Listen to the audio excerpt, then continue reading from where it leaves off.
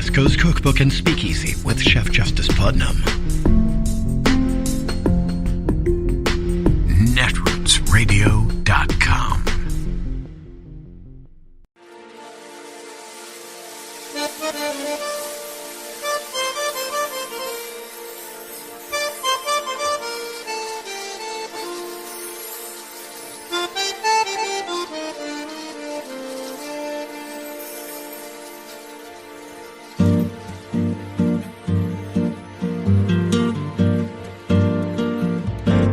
Je voudrais du soleil vert, des dentelles et des théières, des photos de bord de mer, dans mon jardin d'hiver. Je voudrais de la lumière, comme en Nouvelle-Angleterre. Je veux changer d'atmosphère, dans mon jardin d'hiver. Ma fleur sous la pluie de novembre, tes mains qui courent, je n'en peux plus de t'attendre. Les années passent, il est loin, là je tombe. Nul ne peut nous entendre. Je voudrais du Fred Astaire, revoir un latte. But here's the big news this morning. Senate Democrats have done it. After more than a year of negotiations and dead ends, Democrats have passed a reconciliation package that includes a bulk of their priorities. The yeas are 50, the nays are 50. The Senate being equally divided, the Vice President votes in the affirmative, and the bill, as amended, is passed.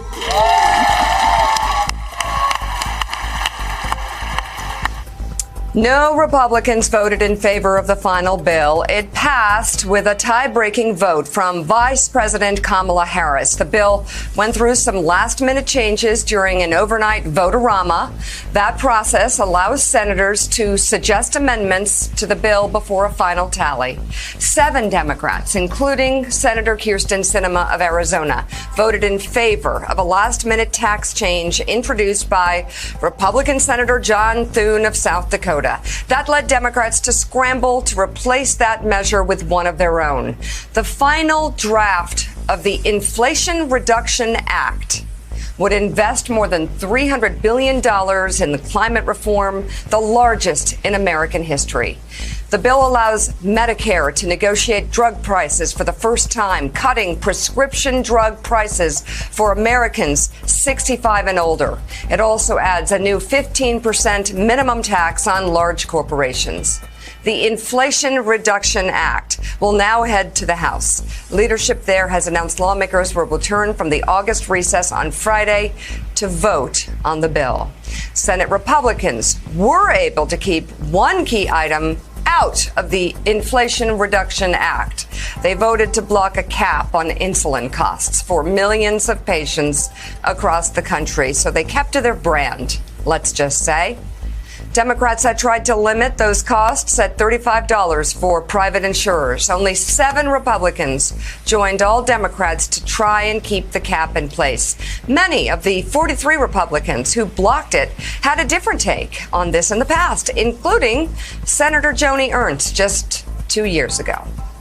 The skyrocketing costs of prescription drugs has become a matter of life and death for so many. We've heard the heartbreaking stories of individuals who could not afford their insulin, were forced to ration and skip doses, and as a result, they lost their lives. Iowans have been very clear with me where they stand on this issue.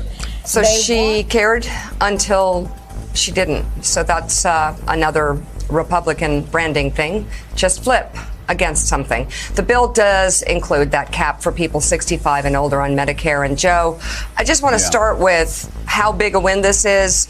The name of this bill, the Inflation Reduction Act, everything seems to be lining up in a way that has really brought this together for Democrats, hopefully, ultimately, in a way that Americans can understand, that they have been working on their agenda and they got it done.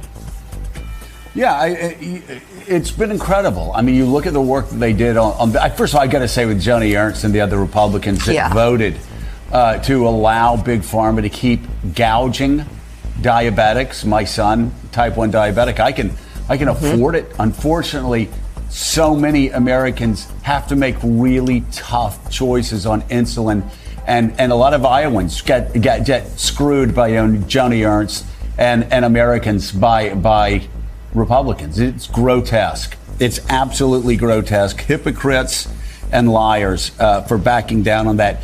But you look at what they did, Mika. The New York Times talked about how it capped a remarkably successful 6-week stretch that included the approval of a $280 billion industrial policy bill that bolstered American competitiveness with China, the largest expansion of veterans' benefits in more than 2 decades.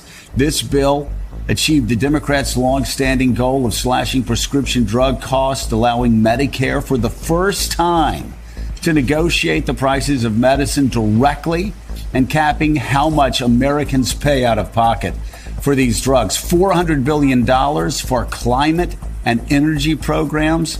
I mean, it will allow the U.S., think about this, altogether to cut greenhouse gas emissions by about 40% below 2005 levels at the end of the decade. That's just unbelievable. And you look now at Joe Biden, and I know we're going to talk about this, but you look at these Democrats, a 50-50 split Senate. And you look at Joe Biden, suddenly you have this huge climate change plan, this huge plan to lower drug costs, to help Medicare recipients. Well, the head of the Republican Senate's talking about increasing costs for Medicare and Social Security and taxing poor and middle-class Americans. You've got this. You've got an economic rescue plan that's led to the lowest unemployment rate in 50 years.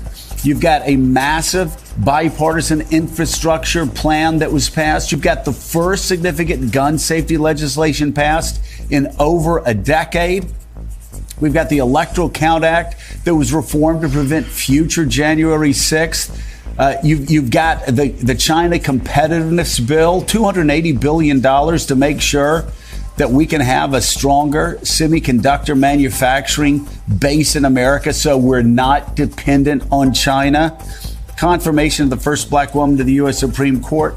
And then this package, Mika, which is landmark. Yeah. I mean, there is no doubt. You look at what happened in the 10 years before Joe Biden stepped into the White House.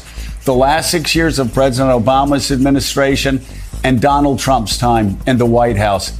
Joe Biden has done more than them, not combined, 2, 3, 4, 5, 6, 7 times. This has been an extraordinarily successful 2 years legislatively. Any way you cut it, even Republicans have to admit this privately, and they are. It is Monday, the 8th of August of 2022, and you are in West Coast Cookbook and Speakeasy. I am your chef de cuisine, Justice Putnam. Gunner the English Bulldog is our snoozing sous chef, and our daily special is River City Hash Mondays. Yes, that's what we do after a weekend. Hey, looks like we found out why Trump always complained that the toilets would not flush. Well, you're not supposed to throw any paper products other than toilet paper in the toilet, mister. And he was promised that the Big Dick toilet would probably hold more presidential documents that he wanted destroyed. All right. Well, I guess the laws don't apply to him, apparently. It's just out and out corruption, crimes committed in our face in such volume that we just could not keep up. It was a gish gallop of crime. Or is it gish gallop? Of crime. There we go. And that's what we got. And they want to do it again. Why? Simply because it kicks liberals. They don't care about, I don't know, taking care of people. That's not their job. All they want to do is kick the liberals. As long as it kicks the liberals, they'll do it. If we could convince them that helping people was kicking the liberals, maybe we might get something done around here then, huh? It's all some sort of weird, I don't know, were they traumatized when they were bullies as kids? Because I'm not talking about, these people were not bullied.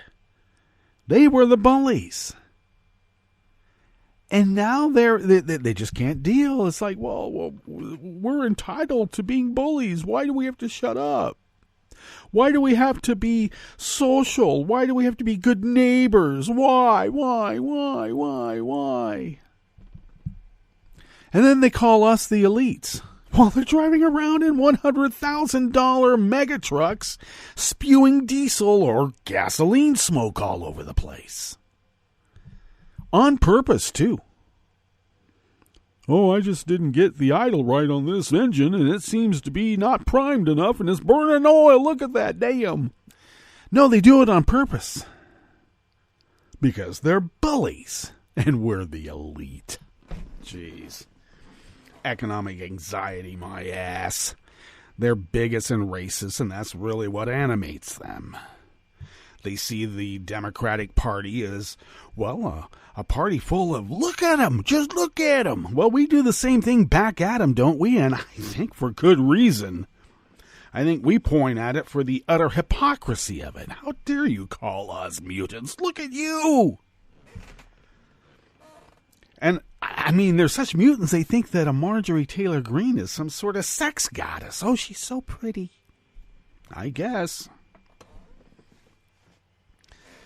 And Lauren Boebert prancing all over the place saying, oh, yeah, we're going to have a Christian civic license. What is she talking about?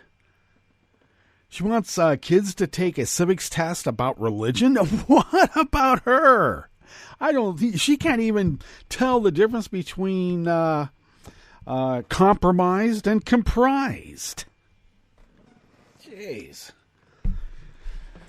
No wonder the meaning of the Bible changed by translations. You got people like that running the show. God. All right. Is it worth it to them? I guess so. And we keep trying to play by the rules. And guess what? We actually get things done. Can you believe what Joe Biden has done? He won't get any credit for it. It's all going to be cast as a negative. Dems in array is bad now. First it was Dems in disarray. Now Dems in array. Oh, psh. Republicans are going to go on the stump saying, yeah, he voted with Biden. Like that's supposed to be a bad thing. What do they push? Oh, well, as long as it kicks the liberals to make them feel bad, we're not going to vote for a cap on diabetic drugs like insulin, that $35 cap. We're not going to vote for that. We want those people to go broke before they die from lack of insulin. Remember when Ron Paul was running? And somebody asked, well, you know, what about somebody in the situation we're just talking about, you know, not being able to afford their insulin because there's no cap on it? And somebody in the audience said, let him die. And Ron Paul didn't correct them and say, oh, yeah, you know, we should not be that way. I mean, they're people, too. No, he just let it go. That's the libertarian mindset. Jeez. Which reminds me, over the weekend, I stumbled upon this documentary called The Anarchists about a group of, I don't know, they look like pretty well-heeled individuals. Like, they want anarchy? What are you talking about? You guys are totally tied into everything that gives you this wealth. Where did you get this money? And then it turns out, I guess they give symposiums. And, you know, everybody's, you know, is like, oh, well, we'll have a symposium. You never make money selling real estate. You make money having symposiums telling people how to sell real estate. Okay, that's what you got to do. But they're also seems to be heavily influenced by libertarian policies and cryptocurrency, as well as the requisite, I don't know, right wing. Who knew all these ravers were so right wing? I had no idea. My God. On the other hand, let's just go up in the hills on someone else's property and have a rave. Okay, maybe we might start a fire. Who cares? We're anarchists. Are you? But anyway, I guess they had moved to Acapulco, Mexico, which is now not, I guess it's not known for cliff diving and a lot of rich people hanging out like it's Monaco or Monte Carlo. No, it's like a pretty violent place now, apparently. So they moved there. And some of the principals involved themselves in selling drugs in competition with the local cartel, which I don't know. I just seems like stupid on the face of it. But if you're an anarchist, who cares about the law? Who cares about the rules? All right. And then one of them ends up dead. And everybody's wondering, oh, what could we have done differently? I don't know. Maybe the idea of anarchy means that those who advocate it the most are the least capable of surviving it. I keep telling everybody that, but they just don't know. But I just had no idea that these anarchists were so right-wing libertarian and cryptocurrency centered in their anarchy. And I got to tell you, some of these other people, you could tell that they're sort of funding it and grifting off of it too. They were living in some pretty good digs. Jeez, I didn't know anarchy paid that well. I guess it does. All right.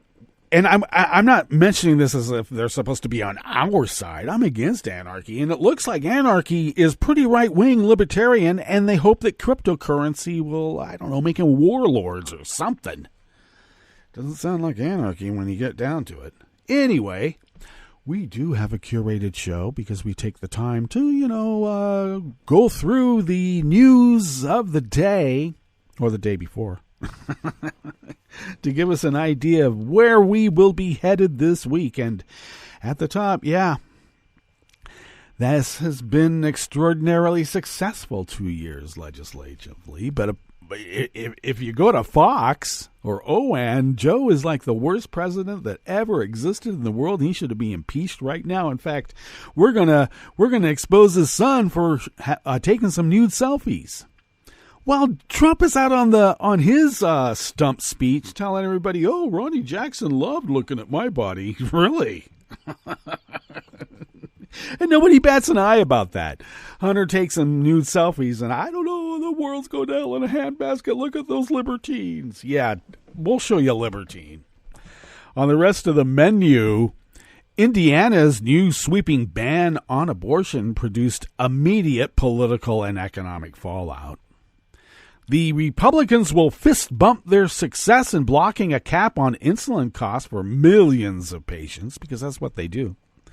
And Albuquerque detectives have determined there is a connection between earlier killings of Muslims and that of an aide to a Democratic lawmaker just this past week.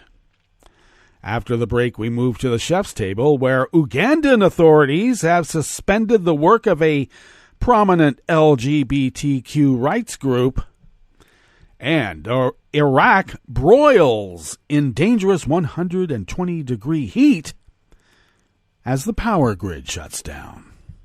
All that and more on West Coast Cookbook and Speakeasy. Bon appetit.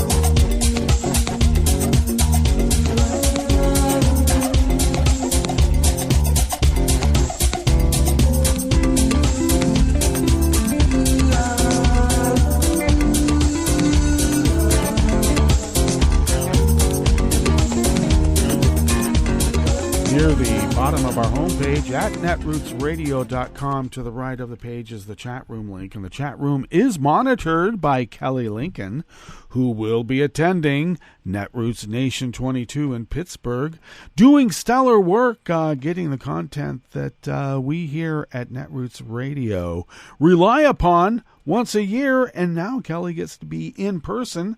And, of course, you know she will be taking care, as everyone else will, in terms of social distancing, masking, and the washing of hands. Because, we take all this quite seriously. But anyway, stay tuned for some great content that Kelly brings us every year from Netroots Nation. If you would look across the page from that chat room link near the bottom of our homepage at netrootsradio.com, there is the link to our Patreon site. And if you could help us pay our bills, it would really help for us to continue this powerhouse of resistance. If you could afford to send us what you might spend on an espresso-type coffee drink once a month, that helps us pay our bills. And they are ever increasing, yes, to be able to continue not only the production values that everyone's come to expect, but all the other accoutrements that it takes to continue this powerhouse of resistance. And it ain't cheap. No, no, no. And we do, of course, as you know, dig into our own wallets to fund this little endeavor. But we do need your help as well, because as Thomas said many times, you are our biggest donor. And it really does help. So if you could afford that espresso type coffee drink and the funds sent to us once a month, we will continue paying our bills, flying under the radar, and continuing our fulfilling our civic duty as the founders originally intended so many years ago. If you would like to follow Netroots Radio on Twitter, do so at Netroots Radio. Thanks, Tom, for taking care of that. You can follow me on Twitter at Justice Putnam. Who am I? Yes, I'm Justice Putnam, at Justice Putnam on Twitter. I post the show notes and links diary on Daily Co's 10 minutes before showtime, and then that's where you can find the show notes and links to the real reportage that we have culled from. And so do that. You can also follow the show on Twitter at Cookbook West. There it is. And pick up podcasts by way of Spreaker, Stitcher, TuneIn, iHeart, YouTube, iTunes, and the deep archive of 11 years of Netroots Radio shows can be found at the Internet Archive at archive.org. This first offering here in the Bistro Cafe of West Coast Cookbook and Speakeasy, River City Hash Mondays, is by Amber Phillips and Tom Hamburger of the Washington Post. Indiana's new sweeping ban on abortion produced immediate political and economic fallout on Saturday as some of the state's biggest employers objected to the restrictions. Democratic leaders strategized ways to amend or repeal the law, and abortion rights activists made plans to arrange alternative locations for women seeking procedures. The Indiana law, which the Republican-controlled state legislature passed late Friday night, and Governor Eric Holcomb, a Republican, signed moments later, was the first state ban passed since the U.S. Supreme Court struck down Roe v. Wade in June, and was celebrated as a major victory by abortion foes. That's a nice way of calling them Christo-fascists, but hey, I guess it's a family show. It also came just 3 days after voters in traditionally conservative Kansas surprised the political world by taking a very different tack, rejecting a ballot measure that would have stripped abortion rights protections from that state's constitution. The vote in Indiana capped weeks of fraught debate in Indianapolis, where activists demonstrated at the State House and waged intense lobbying campaigns as Republican lawmakers debated how far the law should go in restricting abortion, which is a nice way of saying keeping the women as chattel. Some abortion foes hail the law's passage as a roadmap for conservatives in other states, pushing similar bans in the aftermath of the High Court's decision on Roe, which had guaranteed for the past 50 years the right to abortion care. The Indiana ban, which goes into effect on the 15th of September, allows abortion only in cases of rape, incest, lethal fetal abnormality, or when the procedure is necessary to prevent severe health risks or death.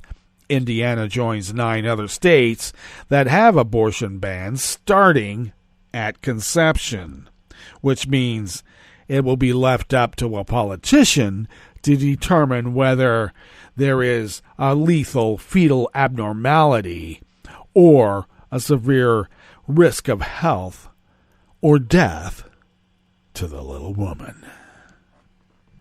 After the legislation was signed into law, Eli Lilly, the pharmaceutical giant and one of the state's largest employers, warned that such laws would hurt its employee recruiting efforts and said the company would look elsewhere for its expansion plans. We're concerned that this law will hinder Lilly's and Indiana's ability to attract diverse scientific, engineering, and business talent from around the world, the company said in a statement issued on Saturday.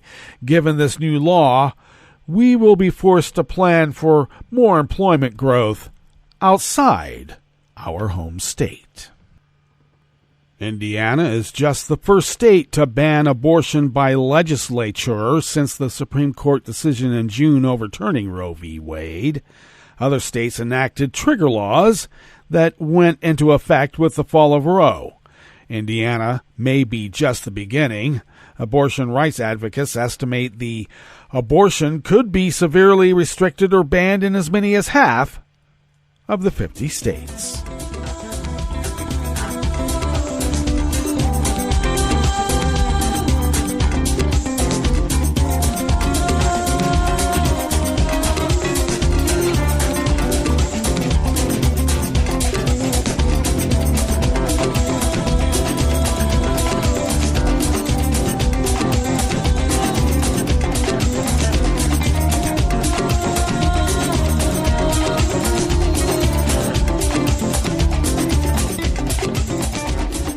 Offering here in the Bistro Cafe of West Coast Cookbook and Speakeasy River City Hash Mondays is also out of the Washington Post by Evan Halper and Tony Rahm. Republican lawmakers yesterday, Sunday, successfully stripped a $35 price cap on the cost of insulin for many patients from the ambitious legislative package Democrats moved through Congress, involving arcane Senate rules to jettison the measure. And why? Because it kicks the liberals. And when their constituents are dying because they can't afford their insulin, at least they can die happy knowing that, hey, we kicked the liberals. Yes, you did. The insulin cap is a long-running ambition of Democrats. I didn't write this, okay? I'm just reading it. Who want it to apply to patients on Medicare and private insurance. Republicans left the portion that applies to Medicare patients untouched, but stripped the insulin cap for other patients. Bipartisan talks on a broader insulin pricing bill faltered earlier this year. The Senate parliamentarian earlier in the weekend ruled that part of the Democrats' included in the Inflation Reduction Act did not comply with the rules that allow them to advance a bill under the process known as reconciliation, a tactic that helps them avert a GOP filibuster. That gave the Republicans an opening to jettison it. Republicans have just gone on record in favor of expensive insulin, said my Senator Ron Wyden here of Oregon. After years of tough talk, he continued, about taking on insulin makers, Republicans have once again wilted in the face of heat from Big Pharma. Some Republicans did support the price cap in the 57 to 43 vote for the measure, but not enough joined Democrats in support of it to meet the threshold for passage, which would be 60. More than 1 in 5 insulin users on private medical insurance pay more than $35 per month for medicine, according to a recent analysis from the Kaiser Family Foundation. Some 7 million Americans require, I'll repeat that, require insulin daily. A Yale University study found that 14% of those insulin users are spending more than 40% of their income after food and housing on the medicine.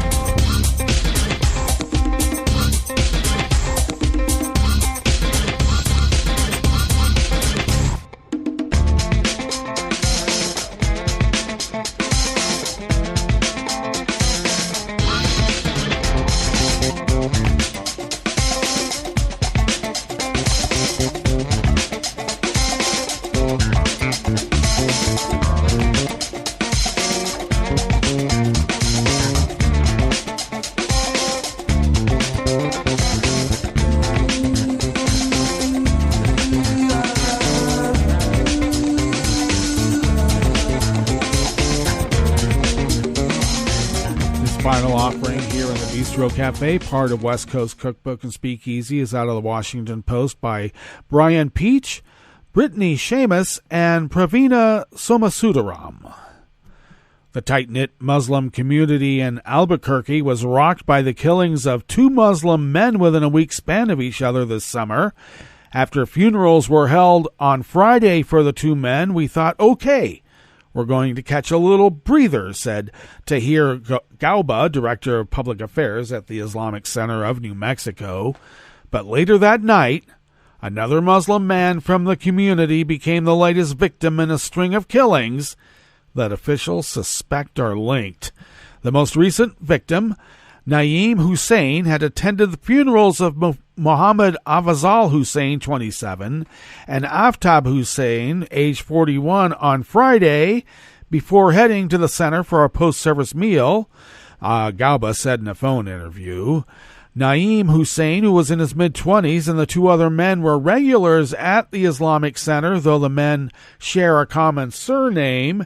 They are not related, Garuba said. Naeem Hussein, who had taken the oath of citizenship just a month earlier and dreamed of being an entrepreneur, was found dead Friday evening shortly before midnight. His body was discovered in the parking lot of Lutheran Family Services Rocky Mountains, a nonprofit that provides adoption and refugee services. The police said his identity was not yet positively confirmed, but Gauba said he had spoken with Naeem Hussein's family about his death. Mohammed Afzal Hussein, who was fatally shot last Monday, worked on the campaign team of Representative Melanie Ann Stansbury, a Democrat of New Mexico, the congresswoman said during a news conference yesterday, Sunday. She described him as a kind, funny, brilliant, amazing young man from Pakistan who came to the United States to pursue his career and his life's dream to study at the University of New Mexico. Officials released a photo of a vehicle of interest saying it appeared to be a Volkswagen Jetta. As of Sunday, authorities said they had not yet determined a motive for the killings. Detectives had determined there is a connection between the 2 earlier killings and suspect that the latest may be linked. Detectives are also probing whether the November killing of Mohammed Ahmadi outside a business he ran with his brother was connected. Gauba said Ahmadi was not a regular member at the Islamic Center. Aftab Hussein was from Afghanistan, but had passed through Pakistan before coming to the United States. Naeem Hussein and Mohammed Afzal Hussein were from Pakistan and Ahmadi was from Afghanistan, according to the police. Albuquerque police had said the 3 earlier killings were done in a similar fashion, ambushed with no warning, fired on and killed, but they declined at a news conference on Saturday to say whether Friday's killing followed the same pattern. And there's been an update, and it has. All right, let's get to our break, and when we get back from that break, we will go through weather from around the world, and we will finish up with the stories that we've curated for you today. You are listening to West Coast Cookbook and Speakeasy, and we will be right back. You are listening to netrootsradio.com. Please hang up and try again.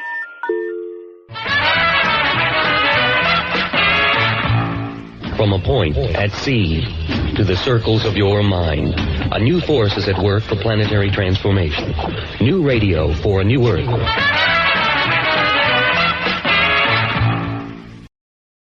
This is Take Two Movie Review. I'm Clinton Johnston. This week, eating your own tail as an appetizer. In Vengeance, director, writer, and star B.J. Novak plays Ben Manalowitz, a New York Jewish writer who wants to get his big ideas about America into a big-time hit podcast.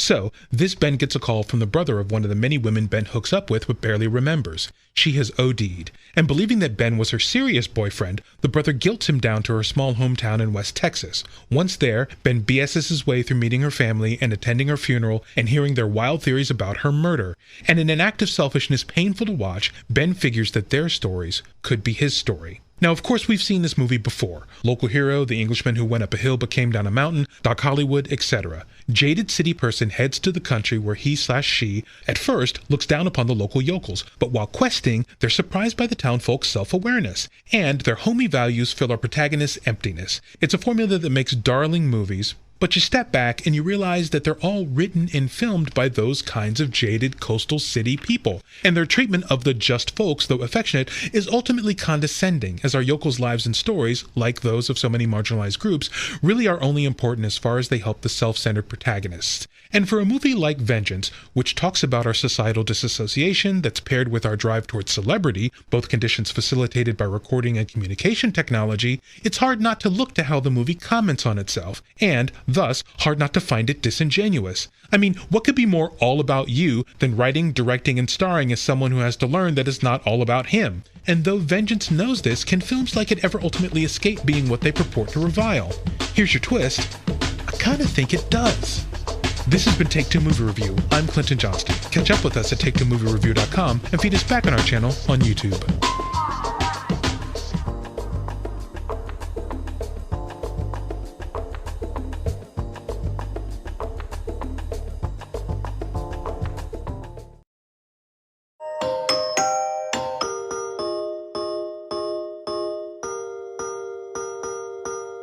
Hi, and welcome to COVID Quickly, a Scientific American podcast series. This is your fast-track update on the COVID pandemic. We bring you up to speed on the science behind the most urgent questions about the virus and the disease. We demystify the research and help you understand what it really means. I'm Tanya Lewis. I'm Josh Fishman. And we're Scientific American's senior health editors. Today, we're going to discuss what we really know about BA5 reinfection. And we'll talk about one factor worldwide that has kept infections low: trust in people around you. I'm hearing more and more stories about people getting reinfected with COVID just a month or two after recovering from an earlier bout. Are those just stories, or is reinfection really more common now with the BA5 variant running around? I've been hearing those stories too. And it's true that BA5 is better at evading our immune responses from past infection or vaccination than any variant we've seen so far. But the truth is, a prior infection does still give you some immunity, especially a prior Omicron infection. A preprint study done in Qatar that has not yet been peer-reviewed found that a prior infection with a non-Omicron variant gave people about 15% protection from symptomatic BA5 or BA4, a related variant, and 28% protection against any infection with those variants. Okay, that's something. What help does a prior Omicron infection give? Those people had significantly more protection against reinfection with BA4 or 5. 76% against symptomatic infection, and nearly 80% against all infection. In other words, if you had Omicron in the winter or the spring, you're fairly well protected against getting it again now. That's right. And while it's certainly possible you could have had an earlier version of Omicron and still get unlucky enough to catch BA5, you're unlikely to catch the exact same variant twice in a short span of time. Well, that's good news. What about vaccination? How well does that protect you? Well, we already know the vaccines do a great job of protecting against severe disease in all the variants we've seen so far. But the booster shots are also critically important. Antibodies from vaccination wane over time, making us more susceptible to infection. Thankfully, boosters can top up that protection, even against Omicron. The CDC conducted a recent study when BA2 and related variants were circulating. It found that people over 50, 4 months after a first booster, were just 55% protected against being hospitalized with COVID. But after a second booster, that protection jumped up to 80%. Sounds like you're telling us now's a good time to make sure you're up to date on your booster shots. Absolutely. The reason we're seeing more reinfections with BA5 is partly due to its immune evasiveness, mutations in its spike protein that help it sidestep antibodies to prior variants. And it's partly due to the fact that more people have simply had COVID by now, and their immunity may have waned since they first got infected. So it's a bit hard to compare the risk of reinfection with different variants. But in general, if you've had COVID or gotten boosted recently, it is safe to say you probably have some protection against reinfection, and especially against severe outcomes. Throughout the pandemic, we've all been wondering why some people get infected and others don't. Age, immune system reactions, mask wearing, they all make a difference. But you've been looking at another surprising factor, trust. It's true, Tanya. All of the things you mentioned do affect risk on an individual level. But looking across countries, the ones that have done best during the pandemic, keeping infection rates and death rates down, are the ones in which people have the most trust in one another and in their governments. Trust is more important than how rich a country is, or how many hospital beds it has, or whether it had a good pandemic preparedness plan. That's wild. Trust really makes that big a difference? It does. Trust me. You just had to go there, didn't you? Yep. But let me explain it.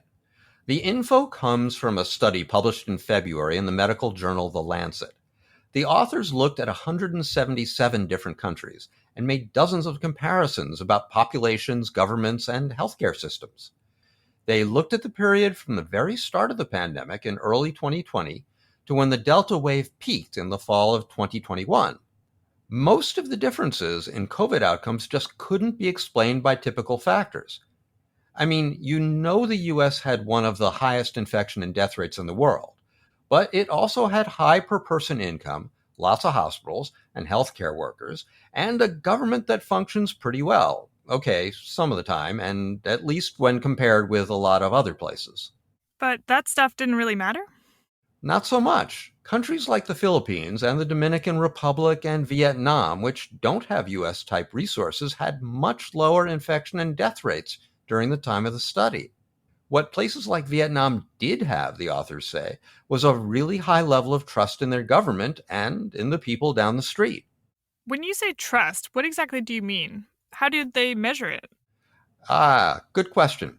It was through big surveys, several years of them all around the world. And in these surveys, people were asked basically how much they trusted officials and everyone else to do the right thing. But couldn't those answers be skewed? I mean, people in countries with authoritarian governments might be scared to give an honest answer, right? You are right. But there are places like Denmark without such fears where people said they had really high levels of trust. And then there are places like the US where people aren't scared of surveys and still had much lower levels of trust. In fact, the researchers estimate that if every country on the planet had levels of interpersonal trust like Denmark, global infections would have been 40% lower. That's 440 million fewer infections. Wow. But trust is a social thing, part of a relationship. How does it fight a virus? In a few ways. Trust makes it easier for officials to communicate with people about the best protective measures. Strategies that engage communities that involve them in solutions help build that trust. High levels are linked to high vaccination rates and also to people agreeing to restrictions on moving around. Low trust, and you get the bad patchwork of behaviors and anger that we've seen here. Between people, neighbor to neighbor, trust makes people confident everyone is trying to protect one another. Not to harp on Denmark, but Siam just reported on crowd behavior in that country during the pandemic. People said they were comfortable gathering because they believed their neighbors wouldn't go out if they felt ill and were likely to be vaccinated, which indeed they were. That makes sense. But in several of those high-trust countries, such as Denmark and Vietnam, infections have spiked recently. Well, new virus variants are highly transmissible wherever you go. Countries relaxed protective measures and infections have gone up. We're definitely going to need better coronavirus vaccines. But some injections of trust would help too. Now you're up to speed. Thanks for joining us. Our show is edited by Jeff Del Vicio and Tulika Bose. Come back in 2 weeks for the next episode of COVID Quickly. And check out Siam.com for updated and in-depth COVID news.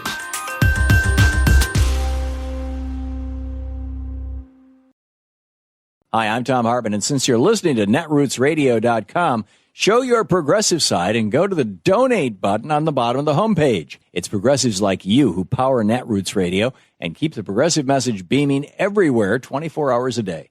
Just go to our donate button at the bottom of netrootsradio.com.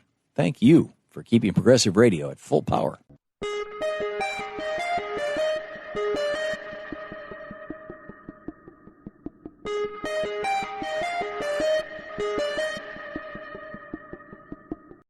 After 329 years, the defendant has been exonerated. I'm Tom Hartman, and this is the Civil Liberties Minute with ACLU attorney Bill Newman. Elizabeth Johnson Jr. was 22 years old and living in Salem, Massachusetts in 1693 when she was charged with the crime of being a witch, part of anti-witch hysteria of the time. She confessed to the crime and was sentenced to death, received a reprieve, and lived to be 77, but for 329 years, the conviction stood until July 2022, when the Massachusetts legislature passed a law declaring her innocence. A couple lessons here. First, about the reasons Johnson, an innocent person, confessed guilt. Of the 55 women who confessed to the crime of being a witch, none were executed. In contrast, 19 women who pleaded not guilty and went to trial, they were quickly convicted and received the death penalty by hanging.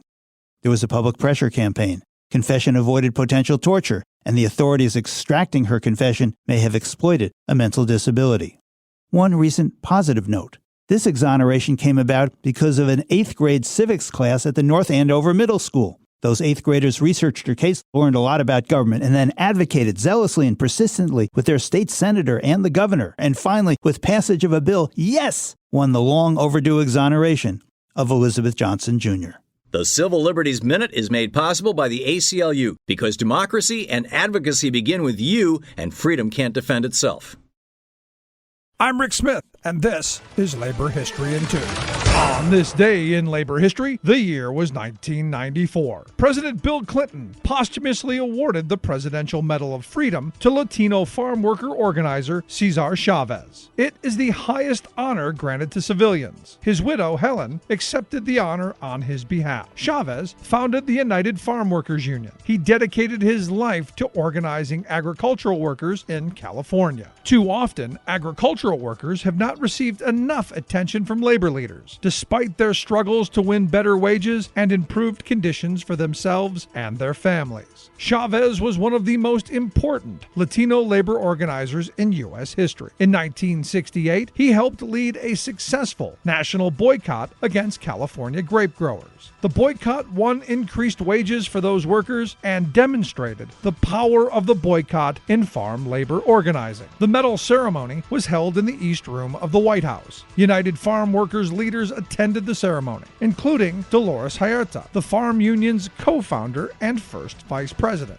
President Clinton's remarks in granting the medal captured the impact and sacrifice of this labor activist. President Clinton said, "The farm workers who labored in the fields and yearned for self-respect and self-sufficiency pinned their hopes on this remarkable man, who with faith and discipline, with soft-spoken humility and amazing inner strength, led a very courageous life, and in doing so, brought dignity to the lives of so many others, and provided for us an inspiration for the rest of our nation's history. In his life, Cesar Chavez never made more than $5,000 a year, and yet the richness of his life and legacy left a lasting imprint on the cause of labor. Labor History in 2 brought to you by the Illinois Labor History Society and The Rick Smith Show.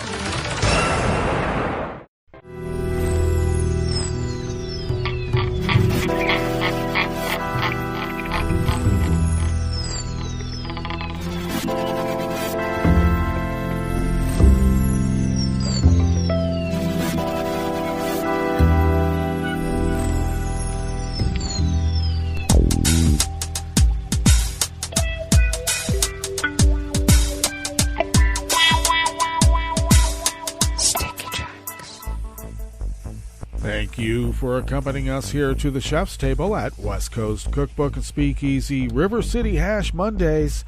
We always begin, whether from around the world, along the banks of the Rogue River in the Rogue River Valley of Southern Oregon on the west coast of the continental United States of America, where it is currently 70 degrees Fahrenheit, expecting a high in the mid-90s, which, if holds true, will be a bit cooler than we had yesterday, where we topped out at 107. Ouch. So if we're only in the mid-90s, that would be quite a respite. Sunny conditions throughout the day with winds out of the west-northwest at 5 to 10 miles per hour, though I should note there are quite a few thunderheads about currently. And so we'll see how sunny we will be. Mostly clear tonight with a stray shower or thunderstorm possible, with lows in the low 60s, and winds will be out of the west-northwest at 5 to 10 miles per hour. Mainly sunny skies tomorrow, highs in the mid-90s, with winds continuing out of the west-northwest, but picking up to 10 to 15 miles per hour. Confirmed cases of coronavirus, of course, have been a bit spotty in their updating, and we may get an update from over the weekend, or we might have to wait till the middle of the week. Currently, we stand at 489,075 confirmed cases. Deceased stands at 562, and our hospitals are overwhelmed from what? You got it. Coronavirus. Grass pollen is rated moderate outside the window in Rogue River proper. The air quality index for the Rogue River Valley region is good, though topped out pretty much at that good range at 46 parts per million. Only a few more parts per million, and it will be in the moderate range. And that daytime UV index is very high, though it has come down a notch and stands at level 8. Barometric pressure is holding steady at 30 inches, visibility is up to 10 miles, and relative humidity is at 70%. Weather from around the world is brought to you by a crowd of crowdsourced weather stations that a crowd crowdsources from around the world. London is 82 degrees and sunny. Paris is 84 and sunny. No one stays in Paris in August. Get out of town. It's too humid. Rome is 93 and fair. Kyiv is 73 and partly cloudy. Kabul is 75 and clear. Hong Kong is 83 with light rain showers. Tokyo is 84 and partly cloudy. Sydney, Australia is 51 and partly cloudy. San Francisco, California is 60 degrees and mostly cloudy, and New York is 88 degrees Fahrenheit and mostly cloudy. And that is weather from around the world, brought to you by a crowd of crowdsourced weather stations that a crowd crowdsources from around the world.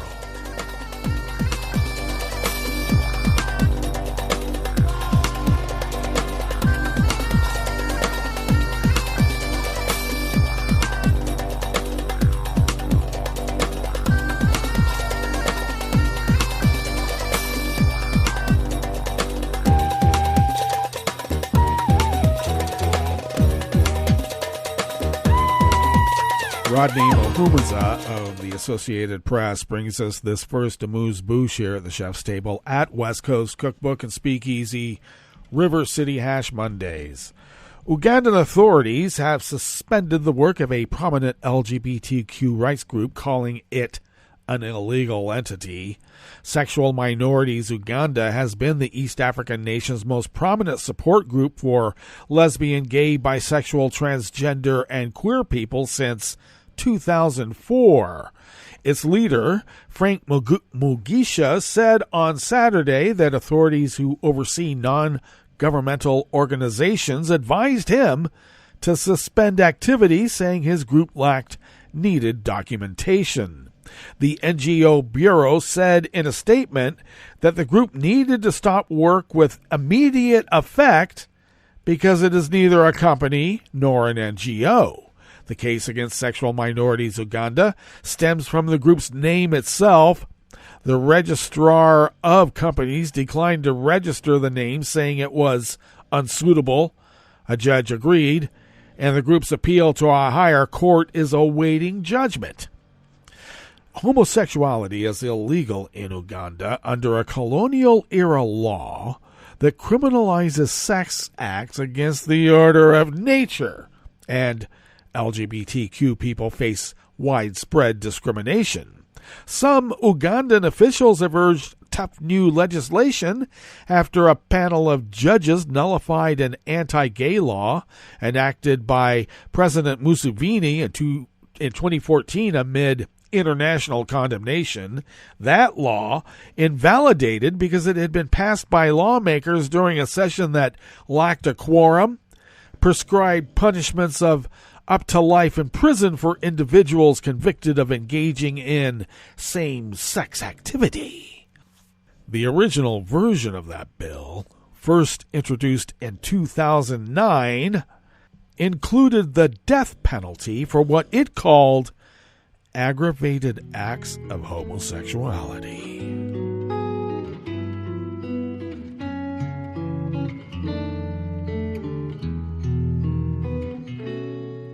Je te donne ce mon amour pour la vie entière, la promesse de me trouver à tes genoux.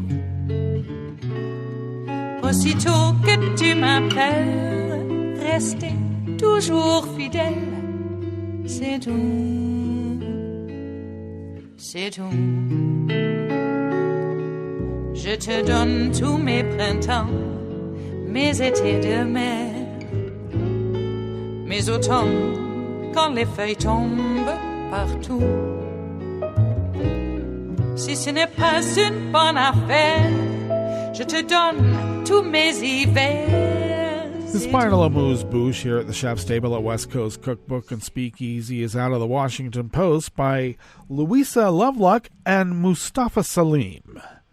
Extreme heat is paralyzing Iraq, forcing shutdowns in the overstretched power grid as authorities extend public holidays to protect employees from 125-degree temperatures.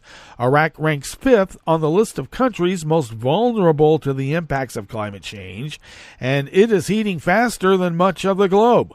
Almost 20 years after the U.S.-led invasion of Iraq, the country is ill-equipped to cope with the strain.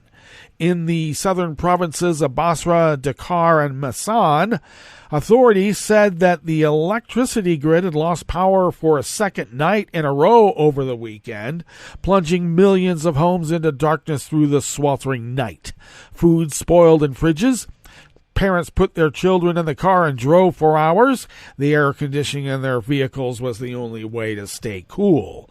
By Sunday morning, the governor of Dakar province, one of the poorest in Iraq, said that a public holiday for state employees would be extended until the religious festival of Muharram begins on Tuesday due to the noticeable rise in temperatures.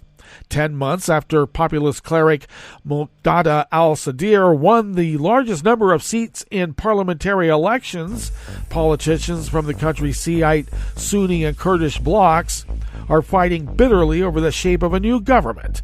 As a result, no budget has been passed, and major spending decisions are on hold. Well, that brings us to the end of our broadcast period for the day, but you do know Netroots Radio broadcasts on, and we will meet up here tomorrow for Terrytown Chowder Tuesdays. So do stay tuned to Netroots Radio all day and all night for all the breaking news as it breaks, and we will meet up here tomorrow, right here, in West Coast Cookbook and Speakeasy. Bon appetit.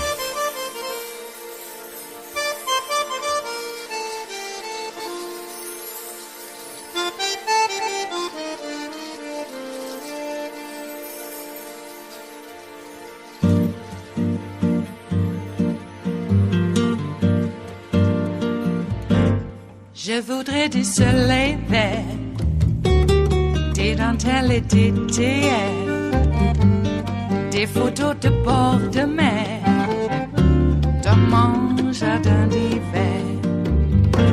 Je voudrais de la lumière, comme en Nouvelle-Angleterre. Je veux changer d'atmosphère, dans mon jardin d'hiver. Robe à fleurs, sous la pluie de novembre, tes mains qui courent, je n'en peux plus de t'attendre. Les années passent, qu'il est loin, là je tombe. Nul ne peut nous entendre. Je voudrais du Fred Astaire, revoir un latte Goël. Je voudrais toujours te plaire, dans mon jardin d'hiver. Je veux déjeuner par terre, comme au long de golfe clair. T'embrasser les yeux ouverts, dans mon jardin d'hiver.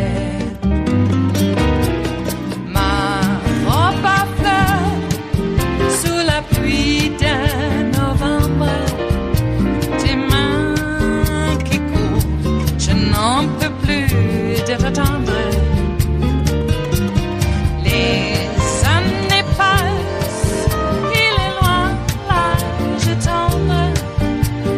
Nul ne peut nous entendre. Ba-da-da-dum-di-da-dum. Ba-da-da-dum-di-da-dum. Ba-da-da-dum-di-da-dum. Dans mon jardin d'hiver. Ba-da-da-dum-di-da-dum. Ba-da-da-dum-di-da-dum. Ba-da-da-dum-di-da-dum. Dans mon jardin d'hiver.